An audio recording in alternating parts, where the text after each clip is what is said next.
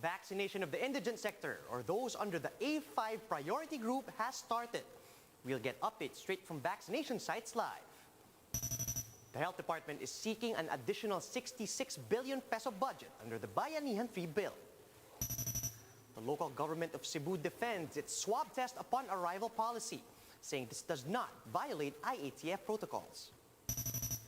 For human rights groups, the ICC's call for a probe into the government's drug war is a welcome development.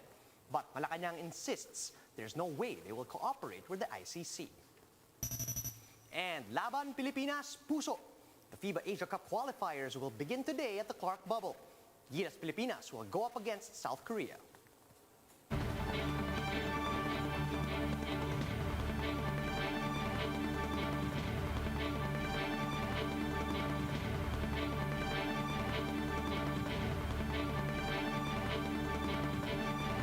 Focused and fearless. Here's everything you need to know as you jumpstart your day. I'm Charles Lejano. Kicking off today's newscast with the city government of Manila beginning its vaccine rollout for members of the A5 category. Justine Punsalang is joining us on the line from the Baseco compound to give us the latest on this. Justine, good morning. Could you give us the situation there so far? Charles, vaccination of the A5 category or indigent Filipinos already started here at Benigno Aquino Elementary School in Baseco compound. At first sight, everything seems to be in order, but some residents who lined up insist they have been unfairly treated by the LGU. Senior citizen Teresita Cinco said that she was supposed to be the second in line for the vaccination this morning.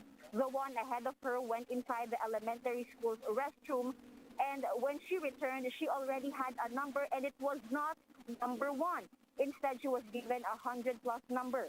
Nanay Teresita said that when the LGU employees arrived to prepare for the vaccination, they brought with them some of their friends who were given the first 100 numbers, putting them ahead of those who lined up as early as 3 in the morning. According to Nanay Teresita, it is not a matter of whether she will be vaccinated or not, since 1,000 doses is available at Benigno Aquino Elementary School. But she said there should not be any special treatment because there are many others who came and lined up early. There was also a miscommunication with the LGU employees at Santa Ana Elementary School. They said that only residents of Barangay 900, where the school is located, will be allowed to be vaccinated today. They then proceeded to tell those who are not residents of Barangay 900 to leave. But Manila Mayor Isko Moreno clarified that the vaccines are for every member of the A5 category. In total, 7,700 doses will be given to indigent residents of Manila in 8 different vaccination sites. This includes the Benigno Aquino Elementary School, Corazon Aquino High School, and the Port Area AWU compound in Baseco. That's on top of Santa Ana Elementary School, the Area H Palagatak Covered Court in Parola, Barangay 105 Covered Court, Riverside Covered Court, and Barangay 128 Covered Court in Smoky Mountain. Those who want to receive their first dose need only to bring their QR code as proof of pre-registration and an ID. Charles, the vaccination for A2 or senior citizens and A4 or the economic frontliners continues at the different malls in the city. These are the SM Manila, SM Lazaro, Robinson's Ermita, and Lucky Chinatown Mall. Meanwhile, Manila Mayor Isko Moreno is here at Benigno Aquino Elementary School to personally witness the first day of vaccination for the indigent residents of the city. Charles? Thanks for that, Justine. That was Justine Punsalang reporting live from the Baseco compound in Manila. The Health Department is seeking an additional 66 billion pesos in funds to bolster the country's COVID response. Yesterday, the Senate convened the Committee of the Whole to discuss the national COVID vaccination program. Health Secretary Francisco Duque III took this as an opportunity to ask lawmakers for additional funds under the Bayanihan 3 bill. He said the department needs supplemental funds, mostly to pay for the special risk allowance and hazard pay of healthcare workers, and for the hiring of more vaccinators and screeners. The health chief also said lawmakers need to boost the country's war chest against COVID-19 if they want to beat the pandemic. So a total of 66 billion thereabouts to constitute 100%. This is the gap that we need from July to December. Meron ho tayong gap, that's why we are asking for a supplemental budget under Bayanihan 3. Kung makakaroon po, kung may papasa po yan, In the same committee hearing, Governor Gwen Garcia again defended Cebu's swab-upon-arrival policy. Garcia said she decided to re-implement the swab-upon-arrival policy after finding it more effective than the IATF's order to test returning residents 5 days into their mandatory quarantine. She pointed out that there aren't enough personnel to closely monitor each returning resident in their quarantine facilities. And because of this, Garcia says it makes more sense to test the returnees from the moment that they arrive. She also said that the COVID situation in the province worsened when they complied with the IATF's 5th-day testing policy. We agreed, upon recommendation of the DOH, that we would revert to the old system. Last year, before IATF resolution number 96 came out, last year, the protocol had been all ROFs or OFWs are tested upon arrival with a negative test result. On the 2nd or 3rd day, they are then allowed to go home. And as you could see in the previous graph that I showed, we were doing fine. In fact, our cases started to drop. The Philippine government will not be cooperating with the ICC's requested investigation into the administration's drug war. This as Malacanang insists that the ICC does not have any jurisdiction over the matter. Marian Enriquez with a report. Legally erroneous and politically motivated.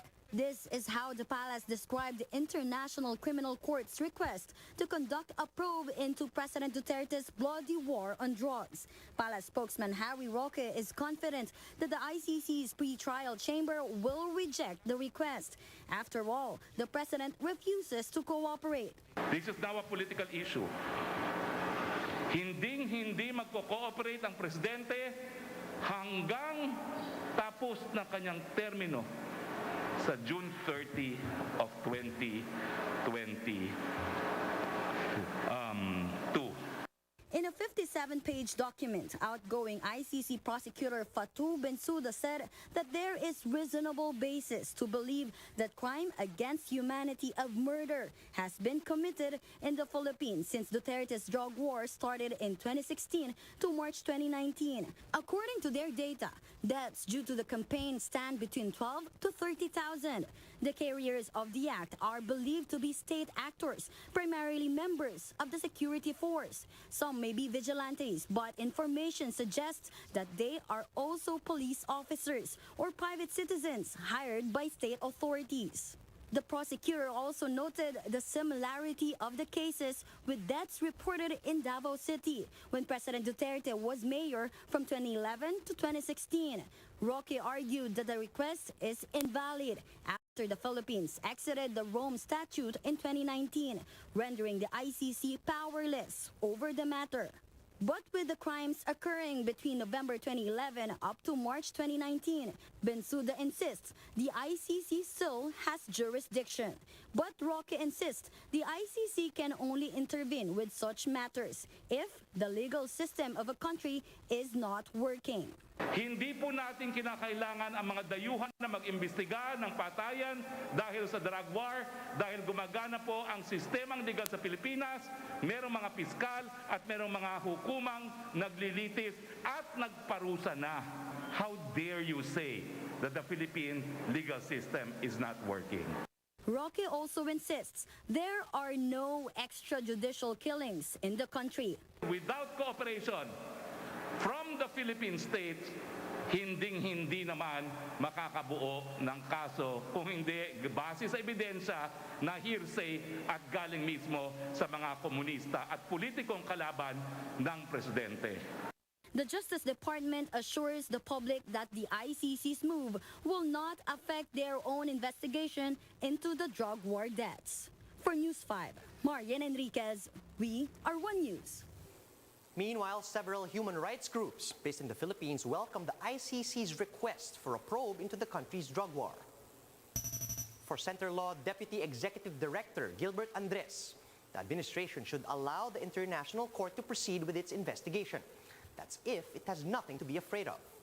In an interview with 1PH sa Totoo Lang, Andres claimed that the ICC still has jurisdiction over possible international crimes that happened in the country from November 2011 to March 2019. In a separate interview with The Big Story, Andres added that even if the Duterte administration does not want to cooperate, the ICC still has enough means and power to continue its probe. Well, okay, there are two ways to look at it. First, from a legal point of view, even though the Philippines arguably withdrew from the ICC, it still has the residual obligation to cooperate. Number two, in the logistical challenge that the Philippines will not cooperate, then there's really a difficulty on the part of the Office of the Prosecutor how to really actualize that investigation. But I think the ICC Office of the Prosecutor has enough means to look for creative ways and means to investigate, even if the Philippines will not cooperate. Philippine Coalition for ICC spokesperson Aurora Parong noted that about 7,000 drug war deaths were directly caused by police operations. However, Parong warned that those who pull the trigger against the innocent are not the only ones that may be held liable by the ICC. Parong also did not mince words against the Justice Department over its alleged lapses in the local drug war probe. It must be very clear that it should be towards criminal prosecution, not only of those people who pull the trigger, but also the most responsible. Is there a policy? Was somebody encouraged to make the killings in the war on drugs? What has been done? The Secretary of Justice said that there are cases for administrative and criminal action. What has been done? Why is the Secretary of Justice waiting for the police to do it when the prosecutors' offices are under the Department of Justice? So why can't the Department of Justice take hold of these cases and then be able to look at it and really file? Human rights lawyer Nery Colmenares believes that the pieces of evidence that the prosecutor has are strong enough for the ICC to authorize the investigation. That's because he is among those who submitted testimonies in 2018 on behalf of his clients who were victims of the drug war. That's why Colmenares told the administration to simply defend themselves in court instead of refusing to cooperate with the probe. Maganda siguro ang Malacanang, mag-submit na lang sila ng ebidensya nila para depensahan si President Duterte kaysa sa iwasan nila ito on the flimsy grounds ng walang katuturang mga batayan katulad ng politically motivated yan o hindi kami magko-cooperate. In fact, sa kaulit-ulit nilang hindi kami magko-cooperate, lalong lumalakas ang desisyon ng ICC na ipagpatuloy ang investigasyon at hanggat sa ma-declare siyang guilty sa crimes against humanity and in the form of murder.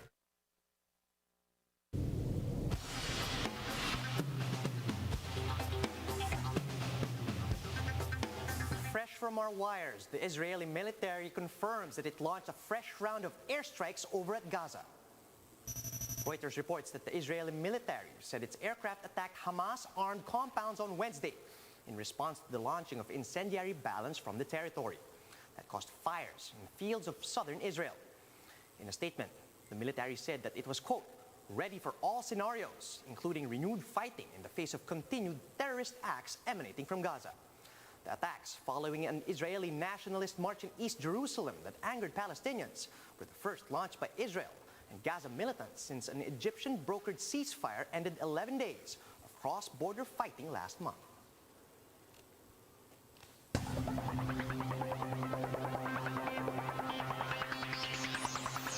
On now to sports. Tab Baldwin is back as head coach for Gilas Pilipinas, and he's got some big plans for the team.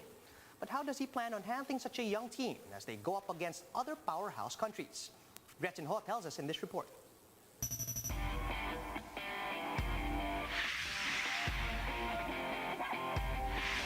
5 years since his last stint with the national team, Gilas Pilipinas program director Tab Baldwin is back to calling the shots. Coach Tab has been tasked to serve as Gilas head coach in the squad's upcoming tournaments, including the 2021 FIBA Asia Cup Qualifiers in Pampanga and the 2021 FIBA Olympic qualifying tournament in Serbia come July. First of all, thank you, Gretchen. It's nice to be congratulated for something. I was responsible for most of that as the program director. So, I really want to step in there now. And the pressure is on right now, I think, given the competition that we have with Korea and then Indonesia. The 12-man pool is already complete, with key players Matt Nieto, Dave Ildefonso, and Ray Suerte sitting out due to injuries. But the thing is, the team has yet to play a single game together due to the pandemic. So how then can the squad battle it out with game-tested teams like Korea and Indonesia? I was very encouraged by the scrimmage.